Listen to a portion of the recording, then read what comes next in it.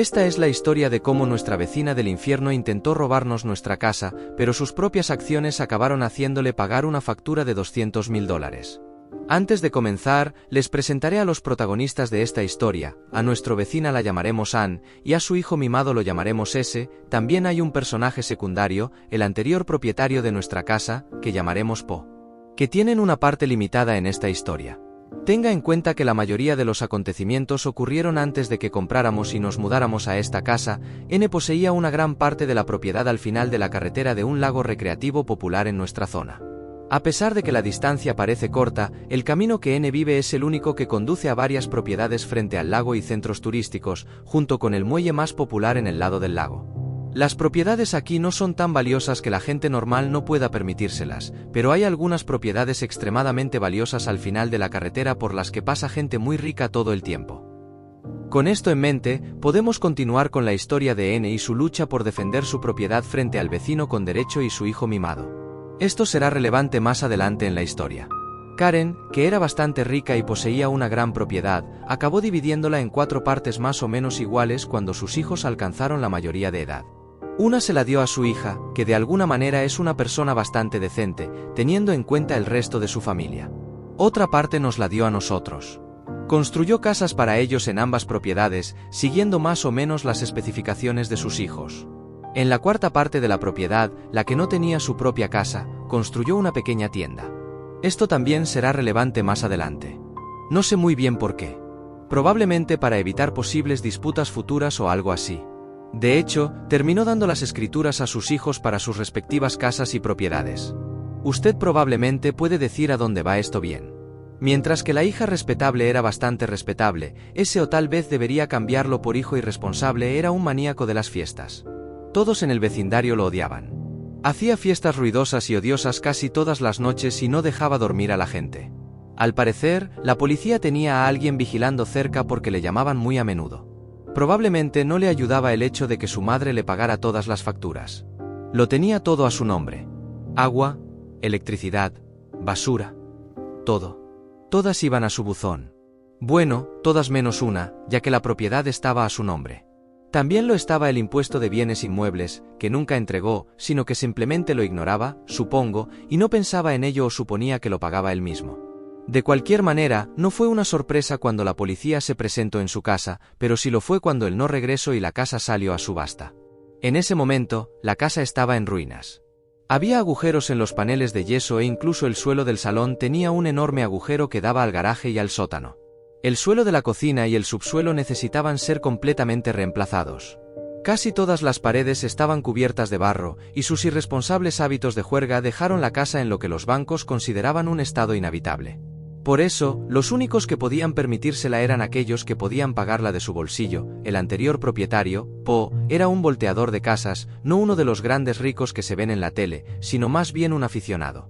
Po compraría casas baratas en subastas, las arreglaría él mismo, y luego las pondría de nuevo en el mercado mientras la arreglaba. Vivía de los beneficios de la casa anterior y normalmente, cuando terminaba de arreglar una y compraba la siguiente, sus beneficios se agotaban. Con esto en mente, podemos entender mejor cómo Po llegó a estar involucrado en esta historia. Todo lo que le sobraba iba a parar a un fondo de ahorro para emergencias, que según él no era nada especial. Estábamos en el mercado para un nuevo lugar, pero no podíamos permitirnos algo súper caro en nuestro presupuesto, pero cuando vimos este lugar en un sitio web para la venta, parecía perfecto. Era el tamaño perfecto y en el barrio perfecto, incluso estaba cerca del lago. Y como nos encanta la pesca y la navegación, era perfecto en casi todos los sentidos, o eso parecía. Estábamos asustados por el precio, que no estaba listado en el sitio web todavía, pero decidimos echarle un vistazo y ver. Al llegar, encontramos al anterior propietario, Po, trabajando en él, nos dio una visión de lo que podía ser la casa con algunos arreglos y algunas mejoras, y nos dimos cuenta de que podría ser el lugar perfecto para nosotros. Nos detuvimos a saludar y preguntar el precio. Nos explicó que estaba pensando en arreglarlo y venderlo y que su agente inmobiliario acababa de añadirlo a la base de datos del sitio web para hacerlo más fácil y eficaz.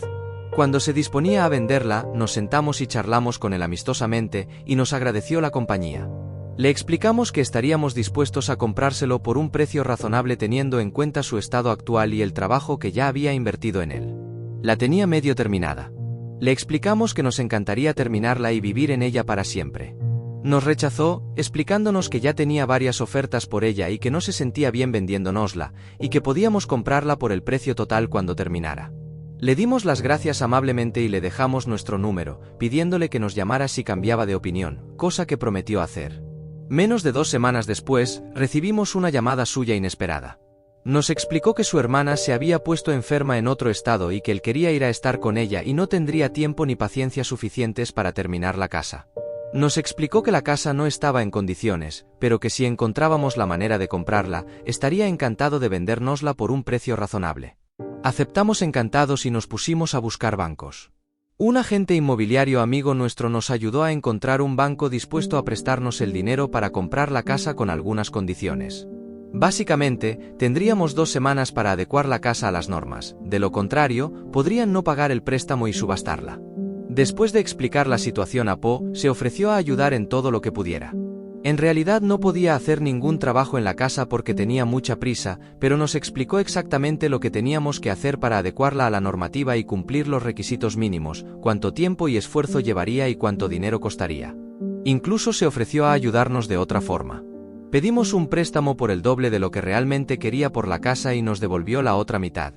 Usamos ese dinero para reparar la casa después del trabajo que él ya había hecho. La casa estaba tan cerca de cumplir la normativa que probablemente podríamos haberlo hecho nosotros mismos. Pero, por si acaso, llamamos a unos amigos y la terminamos en la mitad de tiempo que antes. Sin embargo, aún quedaba mucho trabajo por hacer, así que pasamos varios meses sustituyendo suelos y subsuelos, reparando cables, arreglando agujeros en las paredes, sustituyendo el viejo y feo papel pintado, literalmente en descomposición, que estaba pegado directamente a los paneles de yeso. Usted consigue el punto. Trabajamos incansablemente para arreglar la casa y por fin llegó el momento de mudarnos a la casa de nuestros sueños. Todavía tenía algunos problemas que íbamos a arreglar a medida que avanzábamos, pero finalmente llegó el momento de mudarnos. Ni siquiera habíamos terminado de mudarnos cuando Ann vino a presentarse. A pesar de las advertencias de Po sobre su actitud con derecho, al principio fue muy agradable y no teníamos ni idea de por qué Po nos había advertido tanto acerca de ella. Sin embargo, cuando estábamos terminando nuestra conversación, Ann nos explicó de manera muy amable y compasiva que nuestra casa en realidad le pertenecía a ella y que teníamos 30 días para salir. Dijo que lo sentía por nosotros porque nos habían estafado, pero que en realidad era su casa y que Po no tenía ningún derecho a venderla. Habíamos oído historias horribles de gente a la que habían estafado de esa manera, así que puedes imaginar nuestro terror al enterarnos de esto. Cuando nos explicó todo esto, nos quedamos horrorizados de haber invertido tanto tiempo, esfuerzo y dinero en la casa de nuestros sueños y de que ahora fuéramos a perderla así como así por haber caído en la estafa de un tipo. Le dimos las gracias por explicárnoslo y por ser tan amable y le dijimos que hablaríamos con el banco y con la OPE y que lo solucionaríamos todo. Y eso es lo que hicimos. Hablamos con el banco, que nos confirmó que Po era el propietario real de la escritura. Hablamos con el agente inmobiliario, que también testificó lo mismo. Hablamos con Po, que nos explicó que le acusaron de robar la casa varias veces después de comprarla en subasta y que ella le acosaba constantemente por la casa. Todos con los que hablamos tenían exactamente la misma historia. Incluso fuimos al juzgado y confirmamos que nuestro nombre figuraba en la escritura. Durante este proceso es cuando nos enteramos de la historia de ese por varios vecinos y vino no mucho después de esto y nos preguntó cuándo podía esperar que nos mudáramos, lo que le explicamos que nunca sucedería ya que legalmente somos dueños de la propiedad y no fue nuestra culpa que ese perdiera la propiedad. Nos disculpamos por la pérdida que había tenido y le explicamos que sabíamos que probablemente era muy duro perder así su propiedad familiar por la negligencia de su hijo. Pero que no era culpa nuestra y que no íbamos a regalarle una propiedad que habíamos comprado con nuestro propio dinero y que tanto nos había costado arreglar. Ann contó una triste historia sobre cómo la propiedad había pertenecido a su familia durante generaciones y no podía soportar perderla, y cómo Po se la había robado. Sin embargo, cuando les preguntamos por qué no habían puesto una oferta para comprarla de nuevo después de que Po la perdió, se vieron confundidos y explicaron que sentían que la casa y la propiedad les estaban siendo robadas y que se negaban a pagar por algo que legítimamente les pertenecía. Teniendo en cuenta que compramos la casa a Po por solo 50,000, y teniendo en cuenta que él incluso hizo un pequeño beneficio después de todo el trabajo y los materiales que puso en ella antes de venderla a nosotros, era claro que Ann y su familia tenían una agenda propia y no estaban dispuestos a dejar ir la propiedad sin luchar por ella. Nos disculpamos una vez más, pero le explicamos que de ninguna manera íbamos a asumir una pérdida por la propiedad, especialmente después de todo el tiempo y el esfuerzo que invertimos en ella y los materiales adicionales que compramos para hacerla feliz. Sin embargo, fuimos comprensivos con su situación y le ofrecimos venderle la casa por un precio muy razonable, 100.000, que considerando su ubicación y lo arreglada que ésta, era un poco más de la mitad de su valor total de mercado. Nosotros, después de comprársela a Po por 50.000 y haber invertido otros 30.0 en materiales, además de varios meses de duro trabajo para arreglarla, pensamos que era un precio muy razonable. No dijimos nada, pero incluso estaríamos dispuestos a bajar a 90.000 si ella quería negociar con nosotros. Inmediatamente nos hizo una contraoferta de 40.000, explicando que no debería tener que pagar nada por algo que le pertenece por derecho. Cuando le dijimos que era demasiado poco, nos respondió que entendía el esfuerzo que habíamos hecho y que habíamos tenido que comprar muchos materiales para arreglarla, así que sería amable y nos daría 10.000 más por todo lo que habíamos hecho en la casa. Cuando le dijimos que habíamos comprado la casa a Po por 50.000 euros, se enfadó y nos llamó mentirosos y ladrones, diciendo que la casa era una auténtica basura y que era imposible que valiera tanto. No solo había recurrido a insultos en este punto, pero ir tan lejos como para llamar a nuestra casa de ensueño un vertedero. Después de todo el sudor y lágrimas, por no hablar de los dólares que invertimos en ella, estábamos hartos de su BS y amablemente le pedimos que se fuera de nuestra casa, explicándole que ya no era bienvenida aquí y que nunca le venderíamos nuestra casa, incluso si nos ofrecía el doble del valor marcado. Obviamente se enfadó por ello y nos lanzó todo tipo de insultos mientras salía por la puerta. Más tarde nos enteramos de que estaba difundiendo todo tipo de rumores sobre nosotros por el barrio, diciendo que le habíamos robado la casa y todo tipo de estupideces. Al principio lo ignoramos, pensando que nadie se lo creería. Entonces, un tipo se detuvo en la entrada de nuestra casa con una pistola y nos amenazó para que nos fuéramos. Nunca lo habíamos visto, pero habíamos oído hablar de él. Al parecer, se consideraba el pacificador del barrio y se enfrentaba a cualquiera que causara problemas de este tipo. A la mayoría de los vecinos les caía bien, decían que era un tipo bastante razonable y al ser un barrio muy rural en el que viven muchos ciudadanos no tan respetuosos con la ley, la mayoría de la gente apreciaba mucho su presencia. De hecho, trabajó duro para mantener el barrio lo más tranquilo posible e hizo mucho más de lo que la policía hace la mayoría de las veces. Solo una nota de barrio se divide en dos secciones principales. Una sección está llena de gente mayormente jubilados. Es muy agradable y tranquilo. Todo el mundo se lleva bien. La otra está llena de gente menos respetuosa con la ley que se adentra más en la naturaleza y se aleja de las miradas indiscretas que nos gustan en el borde de la parte pacífica, separada por 1 milla más o menos de bosques y tierras de cultivo. Así que al oír hablar antes de él y suponer, basándonos en las descripciones, que se trataba del mismo tipo, decidimos poner a prueba esa hipótesis. Le dijimos que no teníamos ni idea de lo que estaba pasando y le invitamos a tomarnos una cerveza y a charlar. Le permitimos que trajera su pistola, pero le dijimos que nosotros también llevaríamos la nuestra. Casi todo el mundo tiene un arma en mi ciudad. Hay más armerías que tiendas de dólar, si eso dice algo. Así que no nos preocupaba que llevara un arma. Eso no significa mucho en nuestra ciudad. Es solo una manera de decir, hey, soy capaz de defenderme si esto se sale de control. Ahora bien, si alguien te apuntara, que no lo hizo, entonces sería una historia diferente. Volviendo a la historia principal. Estuvo de acuerdo, y después de unas horas de charlar y explicar la situación, explicó que se imaginaba que era algo así y se disculpó por el malentendido. Explicó que se dejó llevar por los rumores y le dio a un interruptor y que no volvería a ocurrir. También nos dio las gracias por comprarlo, explicando que cuando ese se mudó, todo el mundo era mucho más feliz. Ya no tenía que oír a la gente quejarse de la música alta y de los adolescentes borrachos y drogados que se tropezaban en medio de la calle en plena noche y casi eran atropellados. Todos nos echamos unas risas después y él se marchó sin decir ni una palabra más. Hora de la razón por la que el señor pacificador creyó el rumor tan fácilmente. Esto es un poco de una historia secundaria, pero también es un punto de inflexión importante y cuando todo empezó a ir cuesta abajo para mí. También quiero añadir que los acontecimientos de esta historia secundaria se solapan un poco con los acontecimientos de la siguiente parte de la historia, pero vamos a ello. Mencioné que Andy dividió 1/4 de su propiedad para construir una tienda de conveniencia. Aunque esta tienda era extremadamente popular en el vecindario y estando justo en el medio, básicamente estaba en una ubicación perfecta. No era popular por sus precios. De hecho, cobraban de más por todo y tampoco era popular por su servicio de atención al cliente, que se limitaba a darte las gracias por tu compra cuando salías por la puerta. A veces te devolvían el dinero si encontrabas moho en la comida que les habías comprado, así que supongo que eso estaba bien. De todos modos, eran tan populares porque eran la única tienda de conveniencia en kilómetros a la redonda. Si tenías que comprar comida y no querías conducir hasta la ciudad, la mayoría de la gente estaba a un paso. Incluso dejamos de lado nuestras diferencias y compramos allí en muchas ocasiones. Al fin y al cabo, estaban literalmente al lado de la casa. Pero aparte de eso, la popularidad de su pequeña tienda les permitió labrarse toda una reputación en nuestro barrio. Una muy uno. Todo el mundo quería quedarse con su pequeña tienda y desafiaban a cualquiera que intentara quitársela. Supongo que puedo entender el sentimiento, y eso cuando todo el mundo pensaba que Anne y su familia eran buenas personas. Así que cuando Anne comenzó a difundir rumores, la gente tendía a escuchar. Los rumores de que le habíamos robado una casa entera se esfumaron porque todo el mundo sabía que era ridículo.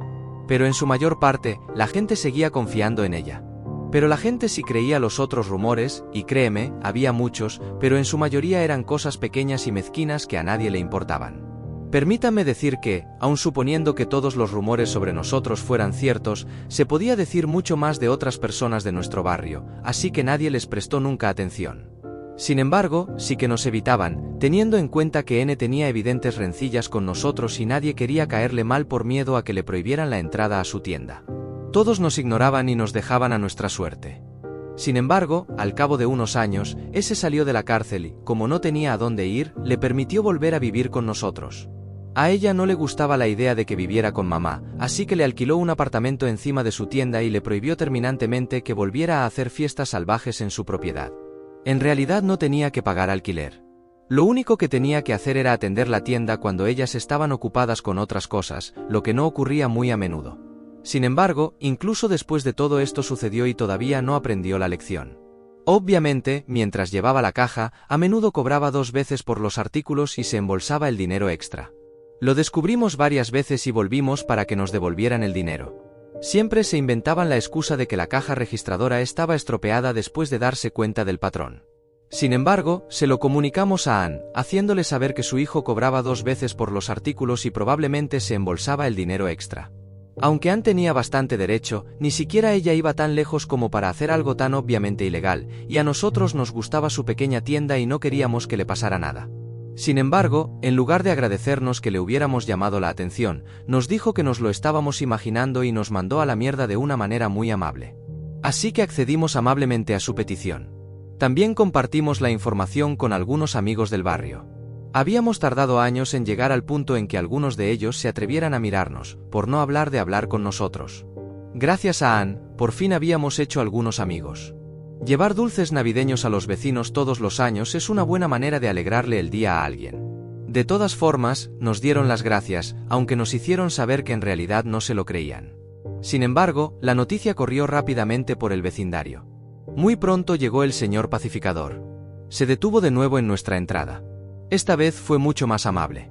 Ignoraba los rumores sobre nosotros, pues sabía que la mayoría eran falsos, y desde entonces habíamos hablado con él varias veces.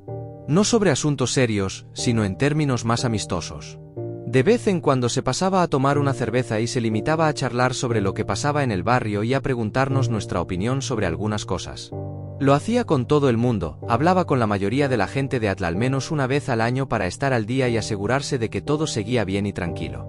No le gustaba la idea de que la policía rondara por allí, así que se propuso hacer mejor su trabajo para que no tuvieran que hacerlo. Pero a todo el mundo, incluidos nosotros, le gustaba mucho este acuerdo. Significaba que podías dejar que tus hijos bajaran al lago sin compañía, incluso por las partes malas del barrio. Dicho esto, no le gustaron en absoluto los rumores que estábamos difundiendo sobre nuestros vecinos y especialmente sobre su pequeña tienda. Explicó que ya había hablado con ellos y sentían que era solo un malentendido debido a cuestiones de registro y, si no queríamos tener problemas, acabaríamos con esos rumores en ese mismo momento.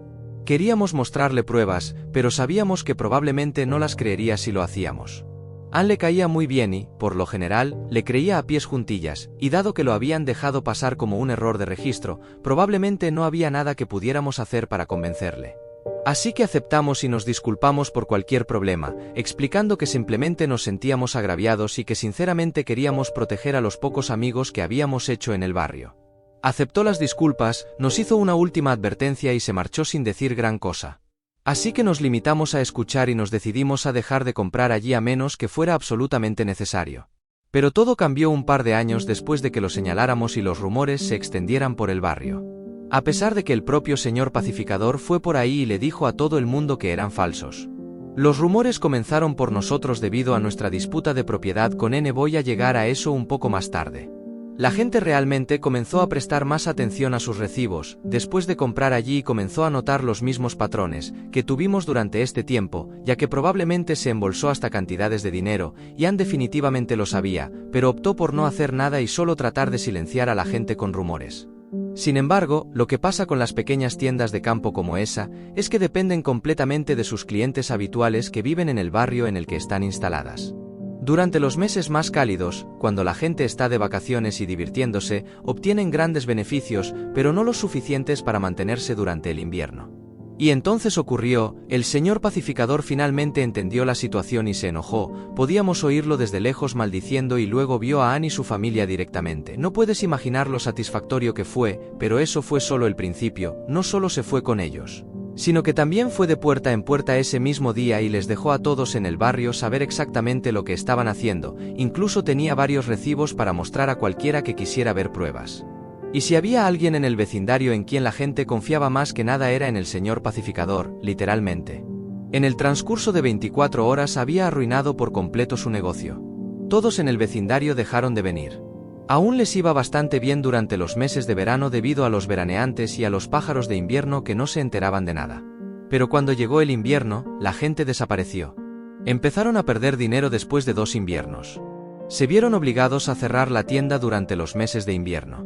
Sin embargo, eso también significaba que tenían que tirar más del 90% de sus existencias cada otoño y volver a comprarlo todo fresco cada primavera. Supongo que hacer eso no era muy económico, así que acabaron cerrando definitivamente la tienda después de 3 años más. Fue entonces cuando su reputación en el barrio empezó a decaer y, gracias a ello, la gente empezó a respetarnos más y pudimos hacer algunos amigos sin tener que esforzarnos demasiado. La gente dejó de ignorarnos y de tratarnos como si estuviéramos plagados, pero eso fue solo el principio de la caída de Ienen. Por desgracia, para llegar al clímax de la historia, tengo que hacer un poco más de trabajo de fondo. Siento que esto empiece a convertirse en un libro pequeño, pero no creo que me lleve demasiado tiempo. Algo que tiene Ann es que es extremadamente, y quiero decir extremadamente, entrometida. Ni siquiera podemos salir a la calle sin que nos vigile por la ventana o salga a pasear al perro o a recoger el césped o a quitar las malas hierbas o cualquier otra excusa que se le ocurra en ese momento. Puedes estar seguro de que si estamos paseando por nuestra propiedad, ella también está fuera. No es que tengamos nada que ocultar, pero es evidente que no nos llevamos muy bien con ella y no nos gusta que nos miren todo lo que hacemos. Nos habíamos propuesto instalar una pequeña piscina y una bañera de hidromasaje Outback en nuestro patio trasero, y realmente no queríamos ser observados mientras nos relajábamos en nuestros trajes de baño.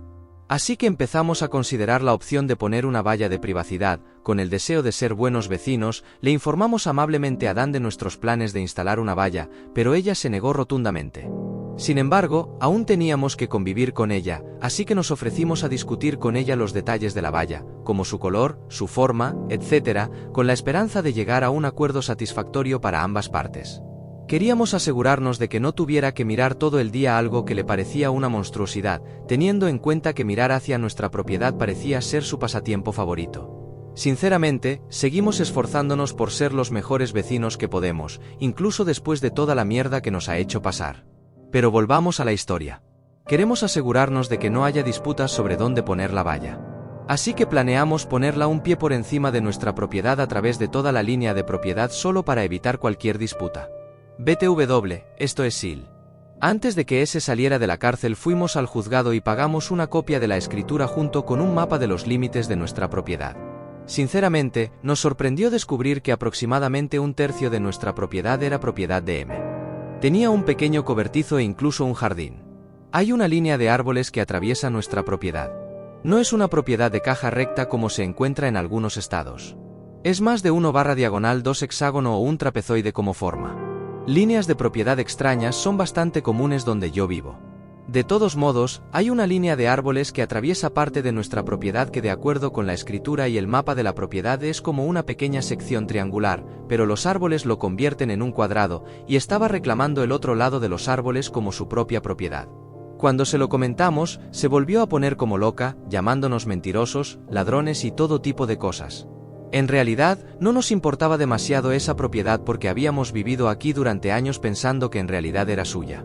Así que para facilitar las cosas a todos, nos ofrecimos a vendérsela o incluso a cambiarla por una parte de su propiedad. Había una parte de su propiedad que conectaba con la nuestra y de la que resultaba muy incómodo ocuparse, y ampliarla un poco nos facilitaría mucho las cosas. Por no hablar de que nos daría más espacio para hacer las cosas que queríamos hacer. Ella se negó en rotundo, diciendo que nunca pagaría por algo que ya le pertenecía, y que ni se le ocurriría darnos su propiedad a cambio de nada, sobre todo después de que ya se la hubiéramos robado. Desde entonces, hay una gran disputa entre nosotros. Ahora, algo sobre el lugar donde vivo. Como mencioné anteriormente, es una zona muy rural con muchas líneas de propiedad extrañas. Y las líneas de propiedad son muy a menudo no cortar y seco. Muchas escrituras tienen cientos de años y en lugar de decir X pies y dirección, utilizan puntos de referencia temporales como roble grande roca junto a la corriente. Muchos de estos puntos de referencia podrían estar describiendo varias cosas o incluso podrían haber desaparecido hace más de 100 años. Así que decir que hay muchas propiedades en disputa en nuestra zona probablemente sería quedarse corto. Eso, junto con el hecho de que a veces una porción muy pequeña de la propiedad puede ir por un montón de dinero en algunas situaciones, ha llevado a nuestro estado a crear una gran cantidad de leyes y reglamentos muy estrictos que rigen las disputas de propiedad, topógrafos, etc. Como nota al margen, hace apenas unos años un propietario ganó una disputa de propiedad contra una corporación muy grande sobre solo 0,1 acres de tierra, la costa de la cooperación, y ganó el hombre más de $1 millón de vueltas sobre el tema. Dicho todo esto, nuestras líneas de propiedad eran bastante cortado y seco, ya que ella misma los creó hace bastante poco tiempo. Sin embargo, eso no cambia el hecho de que las leyes al respecto son muy estrictas, sobre todo cuando se trata de topógrafos. Así que un topógrafo puede ser fácilmente sobornado por una gran empresa que se enfrenta a la pérdida de millones de dólares por un pequeño terreno como en el ejemplo anterior. Pero eso no es justo para el propietario. ¿Cómo se puede equilibrar esta situación? ¿Hará que el agrimensor tenga todas las de perder por mentir, y también la persona que le sobornó o chantajeó? Las leyes de nuestro estado determinan que si un topógrafo, aunque sea por error honesto, hace una medición errónea aunque sea por unos pocos metros, no solo se le puede imponer una fuerte multa, sino que también perderá su licencia y no se le permitirá volver a hacer mediciones en el estado. Además, deben notificar y reembolsar a todos sus clientes hasta 10 años antes de que se produjera el incidente. Los clientes tienen entonces la opción de solicitar una encuesta adicional por un topógrafo no afiliado a expensas del topógrafo original. Es decir, todos los clientes hasta 10 años antes del siniestro y también todos los posteriores.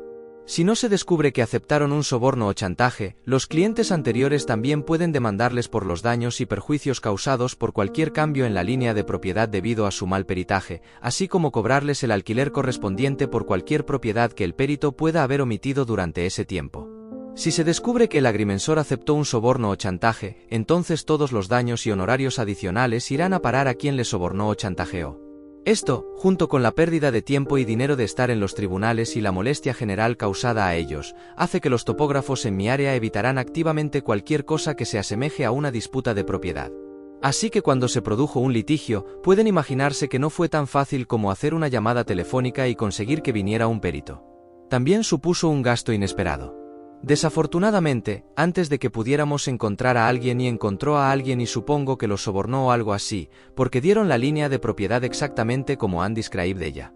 Bueno, excepto por una pequeña parte que a ella no le gustaba. Supongo que no les mencionó eso.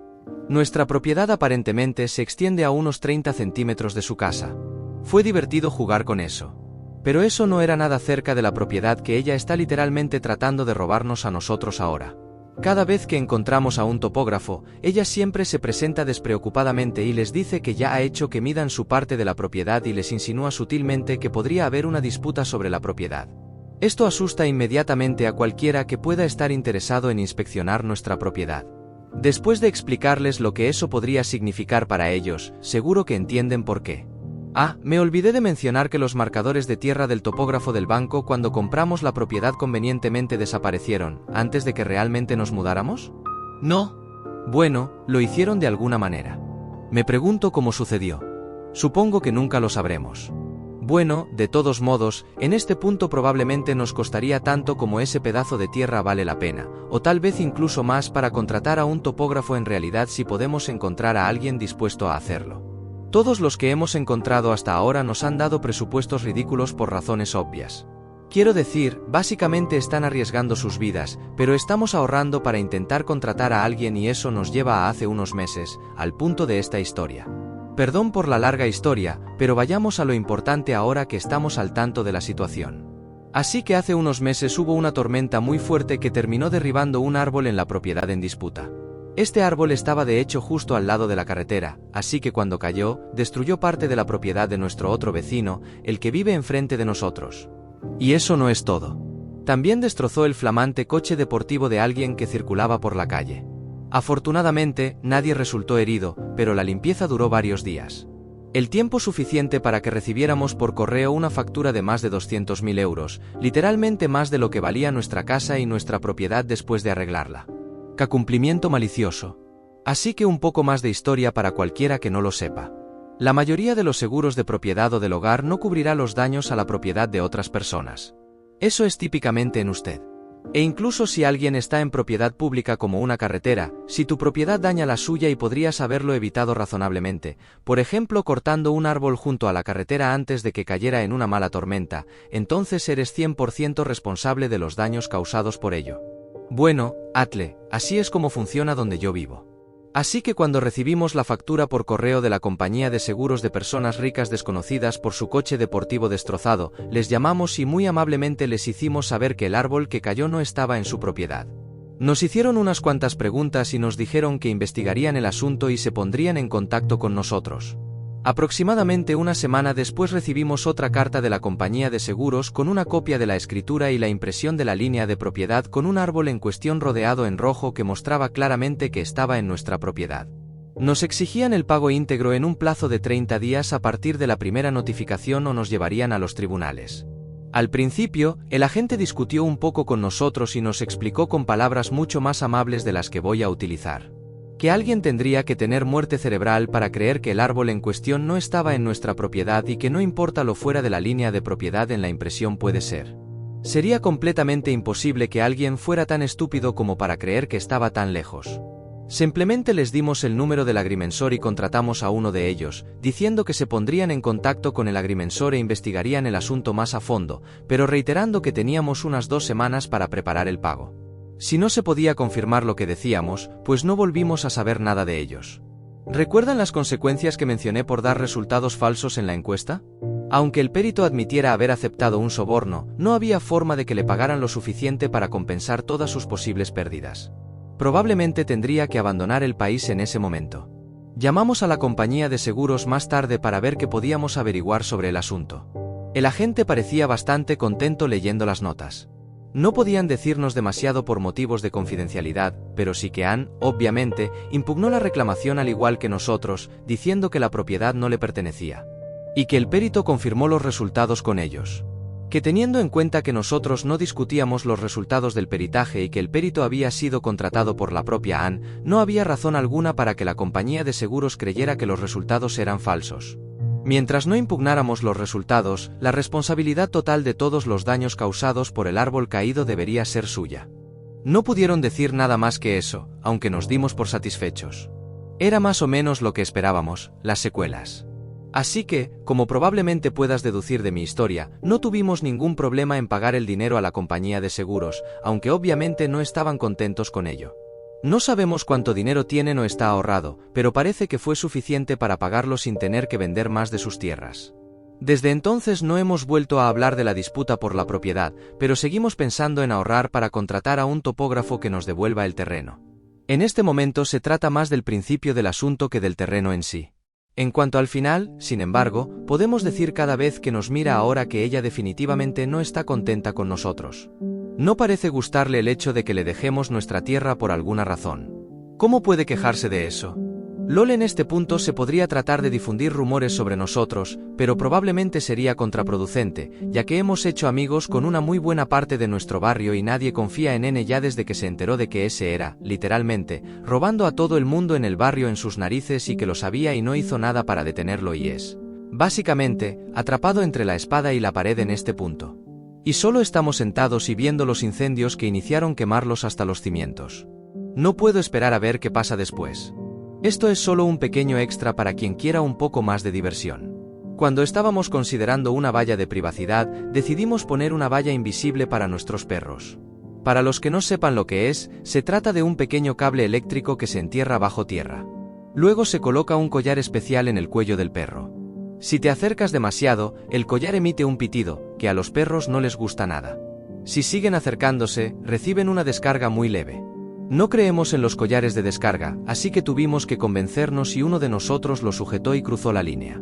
Se podía sentir, pero en realidad no dolía, solo te hacía sentir un cosquilleo.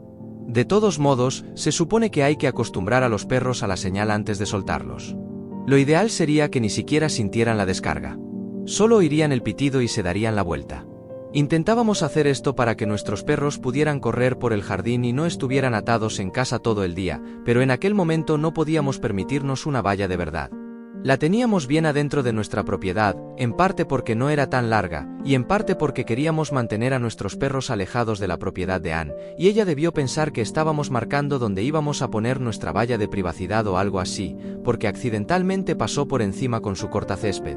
A pesar de que estaba a más de 1 metro de lo que ella decía que era el límite B de la propiedad.